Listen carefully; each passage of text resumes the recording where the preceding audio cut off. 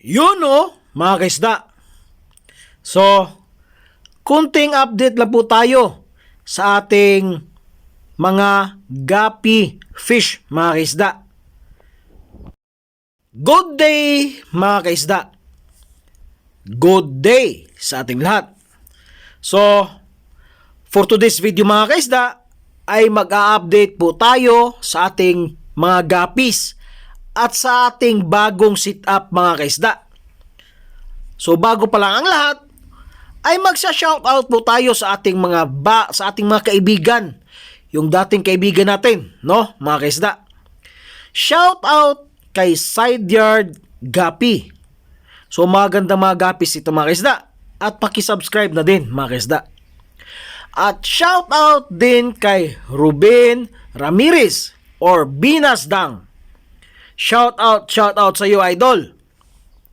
At last, shoutout kay Maximus ZYR. So, malaki na po ang kanyang subscriber. Paki-subscribe na lang din mga kaisda, no?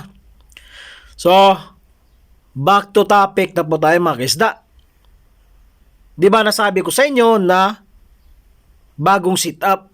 So, nagbagong sit-up ako dahil pinagawa namin kunti yung aming terrace. So, nahihirapan yung panday, no? Mga kaisda. Kaya nilipat na namin yung ibang trapan, mga kaisda. Kaya, matatawag natin bagong sit-up. Di ba mga kaisda, no? So, mga kaisda, ito po ang ating original breeder ng aking HBB, no? Magandang klase ng aking HBB mga kaisda, at binibinta ko po ng 2 digit lang po mga kaisda. 2 digit lang po ha. Tryo na po yan mga kaisda, no? So yan po ang aking breeder, at marami na din akong fry niyan, juby mga kaisda. At yung ibang fry dyan na din lumaki mga kaisda, no? So maganda po ang ating gapi grass, no? 'Di ba? Gapi grass 'yan. At yung ating, kung hindi ako nagkakamali mga kaisda, yung tubig natin ay hindi pa na palitan mga kaisda, pero maganda, malinaw pa rin, no?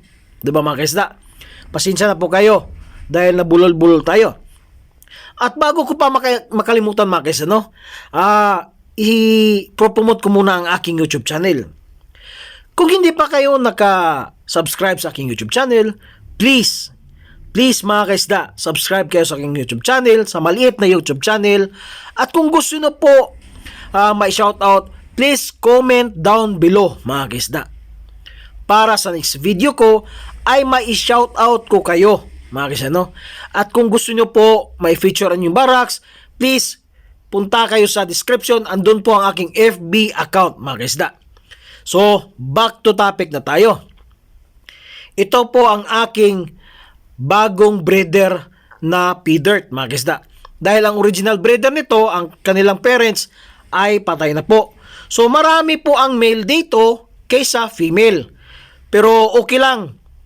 Mas maraming male, mas okay, di ba?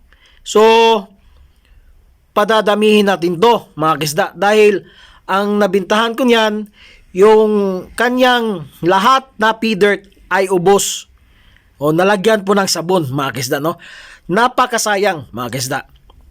So ito po ang aking experiment mga kaisda. Hinihintay lang po natin yung pangalawang drop nito. Ito ay pangatlong drop na po yan mga kaisda, no? So, hihintayin natin kung ano ba ang magandang gapi na kanilang strain, no? At kukunin natin yung maganda at i-inbreed na naman natin mga kaisda. So, marami yan. 3 klase po ang aking in-experiment mga kaisda, no?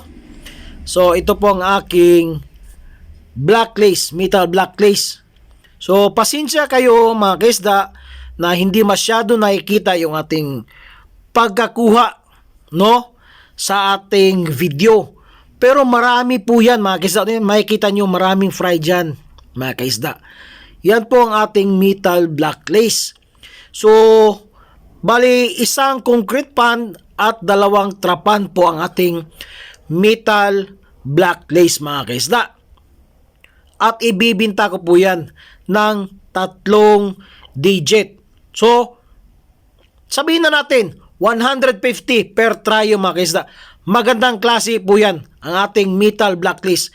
Yan po ang nire-release kong gapi ngayon at saka itong red lace mga kaisda. Yan po ang ating red lace. So, pasensya na, naghinga ako ng pasensya sa inyo na hindi masyadong nakikita yung gapis natin dahil sa sinag ng araw, no?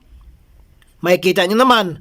So, makikita nyo dyan, mga fry lang, pero marami na pong jubi dyan, mga kaisda.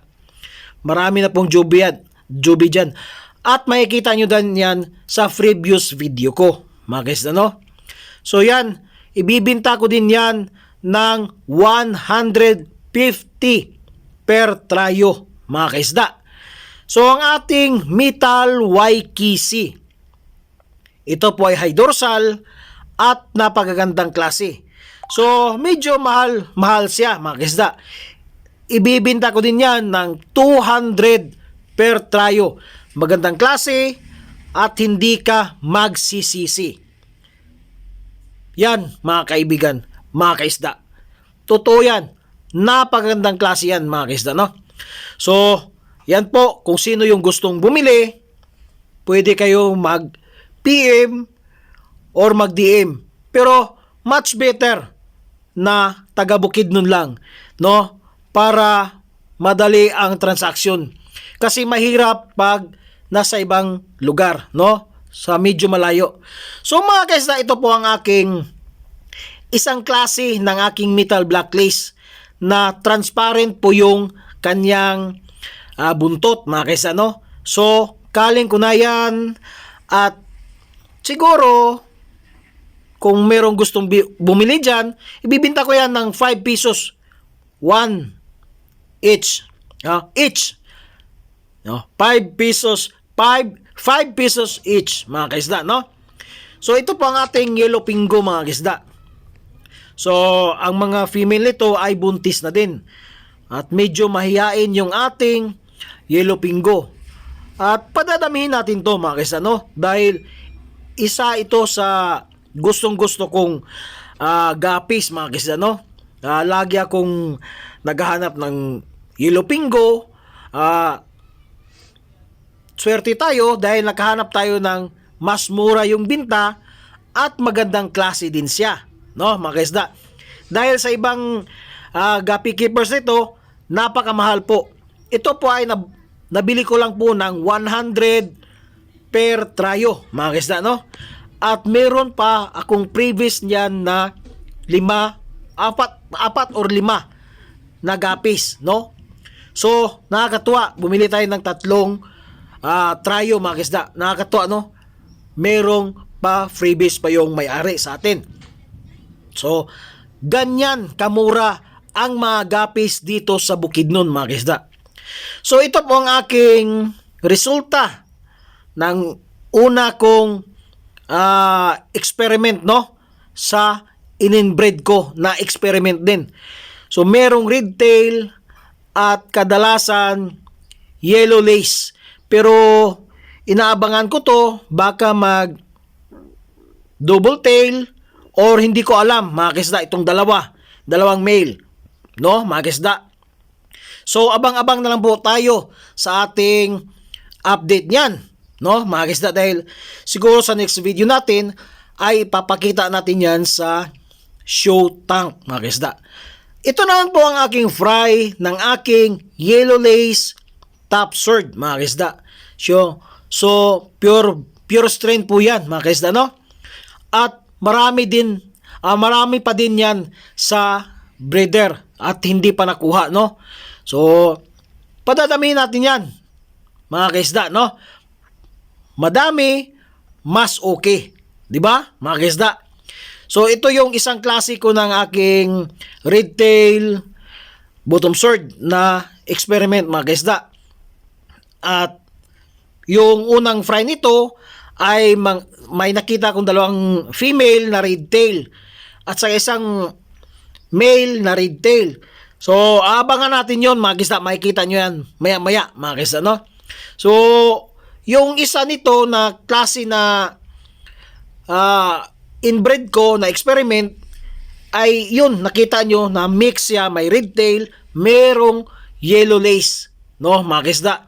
So, sa father side at saka sa mother side, sa lulo side at saka sa lula side, yung pangalawa nating experiment mga kisda, no? So ito yung aking HBB mga kisda. 'Di ba? Magandang klase po 'yan. Ibibinta ko lang po 'yan ng 2 digit, 80 per tryo mga kisda. 80 ha per tryo. Napakamura, napakaganda. So, meron na po tayong nabinta diyan, 2 tryo at sana meron pang bibili. Dahil i-release ko po 'yan ang ating HBB mga kisda. Magandang klase po yan. Hindi kayo magsisisi mga kisda. Napakamura po ang bintahan dito sa Bukidnon area mga kisda, no? At ito namang aking outcross na flamingo at saka albino. So, nakikita nyo yan sa mga previous video ko yan mga kisda. So, hinahayaan ko lang yan siya dyan, no mga kisda, no? Wala naman akong problema dyan. Kung mayroong bibili, ay bibinta ko yan. 1 digit lang po. Kada isa. 1 digit lang. So, nasa sa inyo yan kung ipapakain niyo. Pero mas maganda, gawin nyo na lang ng pit. No, mga kisda. At ito naman ang aking isang experiment mga kisda na red tail yung female, double sword yung male, mga kisda. So, yan po ang kanilang fry, yung nakita nyo. So, ito yung sinabi ko sa inyo na unang outcross ko, inbred ko, na ito yung resulta na red tail yung female. No, merong isang male dyan na red tail din. So, maghahanap tayo ng magandang klase at i-inbred natin ulit, mga kisda. Ito naman ang aking metal blacklist na nasa trapan. Di ba nasabi ko sa inyo na dalawa po ang aking trapan at isang concrete pan. So makikita nyo naman ang male. Ang gandang klase po mga kisda. Magandang klase po ang ating metal blacklist. Di ba makikita nyo? Nagpapasikat po ang ating metal male blacklist natin. Di ba? Ayan. Kitang-kita sa pattern mga kisda, no? Ang gandang klase, mga kisda. Napaganda. So, yan po ang aking walang laman, no? Bago yan, walang laman pa. So, ito yung aking metal yellow king cobra. Ito yung original breeder, mga kisda. Original breeder. Dito na din dumami at hindi na rin nakuha ang mga fry. Dito na din lumaki yung iba, no? Dito po ang original breeder ko na Metal Waikiki, no mga kaisda. So, hinahayaan ko lang yan na dumami sila, no? Dahil hindi na kasi maasikaso ng aking misis, pati sa aking anak, hindi na po nila maasikaso dahil sobrang busy nila, no? Ito po ang aking Metal Waikiki na male. All male lang yan mga kaisda. Yan. 200 per tayo. Magandang klase at hindi ka magsisisi. Di ba? Magandang klase at hindi ka magsisisi. Yan po ang kataga natin, mga kisda. No? Mura na. May freebies ka pa. Di ba? Mga ganyang mga kataga. Ang ganda pakinggan, di ba mga kisda? At hindi pa yan napalitahan ng tubig. So ito naman ang aking metal red lace. So all male lang po yan mga kisda. Magandang klase po ang ating metal red lace din mga kisda, no? Hindi kayo magsisisi mga kisda. Napakamura lang po ang aking mga binta dahil mura lang din po ang aking bili, no? Diba mga kisda? Pambawi lang po ng aking BBS at saka P1 na pagkain sa kanila mga kisda. Yan lang po ang akin, no? So ito po ang aking original breeder na yellow lace top sword mga kisda. Kitang-kita nyo naman ang top sword natin na male. Ang hahaba ng kanilang sword mga kisda, di ba? Ang gandang klase, mga kaisda. Sa una, hinahayaan ko lang to dahil hindi ko sila gusto, mga kaisda. Parang sa akin, ordinaryo lang sila. Pero ngayon, gustong-gusto ko na po sila, mga kaisda. Padadamihin ko yan. No, mga kaisda, padadamihin ko yan. At ibibinta lang natin ng 2-digit lang din. Dahil ang bili ko niyan is 2-digit lang, mga kaisda. So yan po, padadamihin natin yan. Mas maganda, madami, at soon makauwi ko. Yang mga nakikita yung mga dumi-dumi, mga dahon-dahon dyan, ay tanggalin natin yan po. Pag uwi ko, mga kaisda, soon, pag uwi ko. May 1 taon na lang, no? So ito po ang aking metal black lace na original breeder. Kaso nga lang, parang na magic, nawala na po yung original male natin, mga kaisda. Hindi ko alam kung bakit nawala, no? Nakakapagtaka. So ang naiwan dyan ay mga female dyan, no? Nakikita nyo, female lang po. So sinabi ko sa anak ko na lagyan po ng isang male na metal blacklist. Yan po, mga kaisda, ang metal blacklist ko, ang pinakamarami kong gapi dyan ngayon, sa ngayon. At i-release ko yan, no? So lahat yung nabanggit ko ay i-release ko yun, yung mga metal ko. Isang trayo lang po yan sila, mga kaisda. Napakadami na nilang fry ngayon, mga kaisda. Daming jubi at magagandang klase, mga kaisda. Hindi kayo magsisisi. So yan po ang ating original breeder na male, female, mga kaisda. Wala na po yung ating male, mga kaisda. So kumuha tayo ng bagong male. Sana mag-produce na naman sila ng mga maraming fry, mga kaisda. Dahil napakarami pong fry sa aking concrete pan, mga kaisda, no? So ito naman ang isang flamingo. So halos makikita nyo dyan ay female, no, mga kaisda. So merong isang male dahil isang trapa nito ay naubos, mga kaisda. Nung nagpakain yung misis ko ng PO1, nakalimutan niya na nakapag-alcohol pala siya. Kaya ubos. Isang trapan. So dito yung nakalagay yung isang trapan talaga ubos, mga kaisda, dito. So pinalitan namin ng tubig at nilipat natin yung bagong jubi natin na flamingo. Yan po ang ating flamingo, mga kaisda, no? So pasensya na kayo sa mga dahon-dahon dyan, mga kaisda, no? Ako na pong bahala niyan pag uwi ko. Malilinis ko yan. Dahil hobby ko yan, di ba? So yung aking anak ay napilitan lang po na mag-video dyan. Dahil hindi nila hobby. Kahit yung misis ko, hindi nila hobby yan. Ako lang po ang may gusto. So ito po ang aking second drop ng aking experiment, mga kaisda. At yung ibang jubi dyan, may jubi na dyan, ay nasa lulu side po ang resulta. So ano ba dapat natin gawin? Mag-comment kayo, mga kaisda, kung anong ba dapat natin gawin. Dahil bumalik sila sa original na strain nila, mga kaisda, no? So ito po ang aking metal red lace sa concrete pan. So yung concrete pan natin ay dalawang black. Yung sa kabila is metal black lace. So di ba?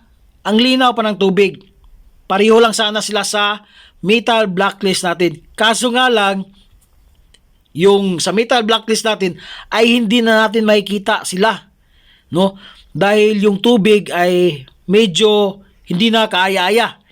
Kaya sinabi ko sa aking father-in-law na if hindi siya busy, sana palitan niya ng tubig yung metal blacklist. Dahil yung metal blacklist na yan, mga kaisda, sa totoo lang, napakarami pong fry dyan. Ang daming fry. So tiningnan niya nila kanina, ang daming fry. Merong bumisita dyan sa amin kanina, tumingin ng isda, sabi niya, ang daming fry. Yan, no? Di ba?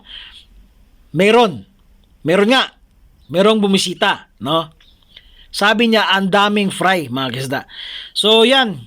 Sana sa next video natin ay mapalitan na po ito ng tubig. Pati na yung ibang trapan natin, mga kaisda. Para makikita natin ang ganda ng ating gapis, mga kaisda, no? At pasensya na po kayo sa pagkuha, sa pag-video ng ating content, mga kaisa, no? Pasensya po kayo dahil napilitan na po ang aking anak, mga kaisda, no? Napilitan na talaga. So ito po ang aking gapikoy. Sa unang pangatlong video ko na to na fry sila, 'di ba? Maliliit pa yung una. Ngayon, mga kaisda, may kulay na po yung isa, 'di ba? Nakikita nyo? Tatlo lang po sila pero may kulay na yung isa, no? Nakakatuwa isipin, no? Hindi pa to nag-isang buwan, mga kaisda. So, sa 15 to 16 days, 'di ba? May kulay na. So, ito yung isang sinabi ko sa inyo na experiment ko. At meron na pong maraming fry dyan, mga kaisda, no? Maraming fry po yan. Yan, no? Makikita nyo. So, unang drop, hinahayaan ko lang yan.